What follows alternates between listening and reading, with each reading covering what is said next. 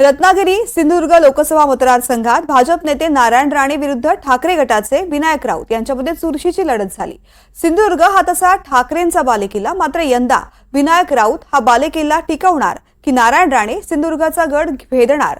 रत्नागिरी सिंधुदुर्गामध्ये कुणाचं पारडं जड आहे पाहूयात।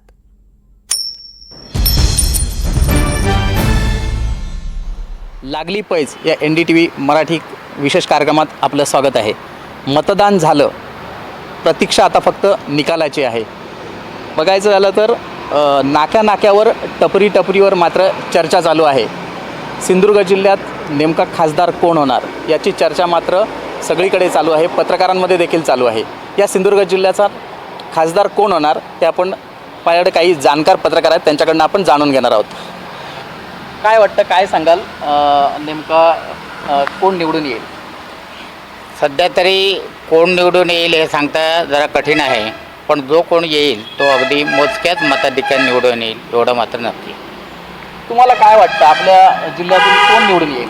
दोन्ही उमेदवार हे तगडे उमेदवार, एक केंद्रीय मंत्री आहेत तर एक दोन वेळा खासदार राहिलेले उमेदवार आहेत। त्यामुळे 4 तारखेला निकाल स्पष्ट होईल। सिंधुदुर्गातील आणि रत्ने मतदार सुज्ञ आहेत, त्यामुळे आपण 4 तारखेला याबाबतचा नेमका अंदाज घेऊन दोन्ही बाजूने कोण येईल हे सध्या तरी सांगणं फार मोठी गोष्ट आहे। काय वाटतं तुम्हाला, कोण नेमकं निवडून येईल? ही लढाई हाय व्होल्टेज लढाई होती। दोन्ही उमेदवार स्ट्रॉंग होते। एक गोष्ट खरी आहे की असं वाटतं की सिंधुदुर्गमध्ये राणेंना अधिकची ताकद मिळेल आणि रत्नागिरीमध्ये राऊत यांना अधिकची ताकद मिळेल अशी शक्यता वाटते। आणि दोघांची ताकद कोणाला जास्त कुठल्या जिल्ह्यामध्ये मिळेल त्याच्यावर त्यांचा विजय किंवा पराजय अवलंबून आहे। नक्कीच। तुम्हाला काय वाटतं, कोण निवडून येईल? एकूण 6 विधानसभा मतदारसंघापैकी 4 मतदारसंघ हे राणे दर्जेने आहेत, तर 2 मतदारसंघ हे विनायक राऊत दर्जेने आहेत। आता राणे दर्जेने मतदारसंघात ते किती मताचं आधिक्य घेतात ह्याच्यावर अवलंबून आहे। तरी पण थोड्याफार फरकाने 30 ते 40 हजार मतांनी नारायण राणे निवडून येईल असं मला वाटतं। नक्कीच। तुम्हाला काय वाटतं, नेमकं कोण निवडून येईल? केंद्रातली भाजपची सत्ता, केंद्रात असलेले मंत्री नारायण राणे आणि अब की बार 400 पार याचं गेले 6 महिन्यापेक्षा अधिक कालावधीसाठी चाललेलं कॅम्पेन याचा विचार करता आणि नारायण राणेंचं या भागातलं कोकणचा नेता म्हणून जाणलं जाणारं महत्त्व विचारात घेता नारायण राणेंना निवडून येण्याचे चान्सेस जास्त वाटत आहेत। नक्कीच। तुम्हाला काय वाटतं, काय सांगाल, कोण निवडून येईल? रत्नागिरी सिंधुदुर्ग मतदारसंघातील निवडणूक अतिशय चुरशीची झाली आहे आणि यावेळी दोन्ही उमेदवार हे सिंधुदुर्ग जिल्ह्यातीलच आहेत। सिंधुदुर्ग जिल्ह्यात माझ्या मताप्रमाणे नारायण राणेंना चांगलं मताधिक्य मिळेल, परंतु रत्नागिरी जिल्ह्यात जो कोण जास्त मताधिक्य मिळवेल तोच विजयी होईल असं मला वाटतं। नक्कीच। आपल्याला काय वाटतं, कोण निवडून येईल?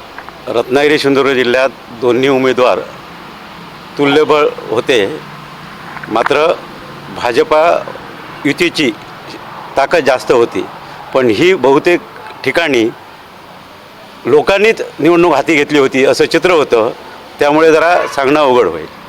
नक्कीच। तुम्ही काय सांगाल, कोण नेमकं निवडून येईल? रत्नागिरी सिंधुदुर्ग मतदारसंघ हा खूप मोठा आहे आणि यावेळेला आपल्या सिंधुदुर्गातून दोन्ही उमेदवार असल्यामुळे भाजपचे राणेसाहेब आहेत आणि शिवसेनेचे आपले राऊतसाहेब आहेत, परंतु एकंदरीत पाहता या निवडणुकीमध्ये चुरस झालेली आहे आणि चुरशीमध्ये येणारी सीट ही थोड्याफार फरकाने येऊ शकते।